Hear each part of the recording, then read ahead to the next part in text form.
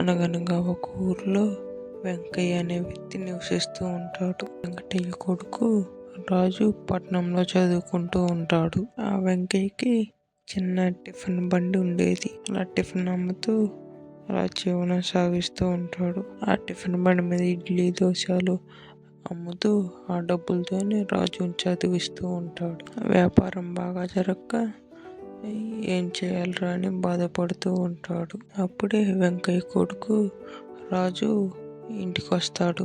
వెంకయ్య బాధపడటం చూసి రాజు ఇలా అడుగుతాడు, ఏమిటి నాన్న, ఏమైంది?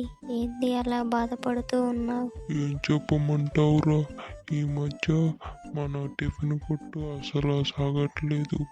అసలు వ్యాపారం అనేది బాగా జరగట్లేదు. ఏం చేయాలో ఏమీ అర్థం కావట్లా. ఇంకెందుకు నన్ను అంతలా బాధపడుతూ, పదా నేను కూడా వస్తా, ఇద్దరమే అమ్ముదాం. ఒరే పిచ్చోడా, నిన్ను చదివించింది టిఫిన్ అమ్ముకోవటానికారా? మన పని మనం చేసుకోవటంలో తప్పేముంది నాన్న, నువ్వు ఏం ఆలోచించకాకు, పద. అలా అని చెప్పి వెంకయ్య రాజు ఇద్దరు వెళ్ళి టిఫిన్ అమ్ముతూ ఉంటారు. ఆ వ్యాపారం బాగా జరగకపోవటం చూసి రాజు ఇలా ఆలోచిస్తూ ఉంటాడు. ఏం చేయాలి? ఈ వ్యాపారం మళ్ళీ బాగా సాగేలా ఎలా చేయాలి? అలా అనుకుంటూ ఉంటే అప్పుడే ఒక ఉపాయం వస్తుంది.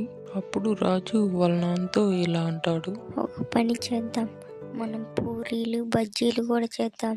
ఇడ్లీ దోశనే అమ్ముడు పోతుంటే మళ్ళీ పూరీలు బజ్జీలు చేసి ఏం చేసుకుంటావురా?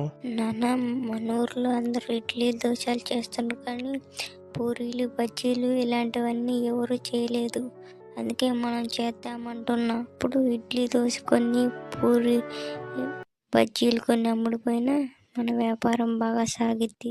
సరే అయితే నువ్వు చెప్పినట్టే చేద్దాం. కానీ ఇట్లయితే ఆ దేవుడి దయ వల్ల వ్యాపారం మంచిగా సాగితే అంతే చాలు. అలా అని చెప్పి పూరీలు బజ్జీలు కూడా చేస్తూ ఉంటారు. ఆ ఊర్లో వెంకయ్య దగ్గరే పూరీలు బజ్జీలు చేయటం చూసి ఆ ఊరు వాళ్ళు వెంకయ్య దగ్గరికి కొనుక్కోటానికి వస్తారు.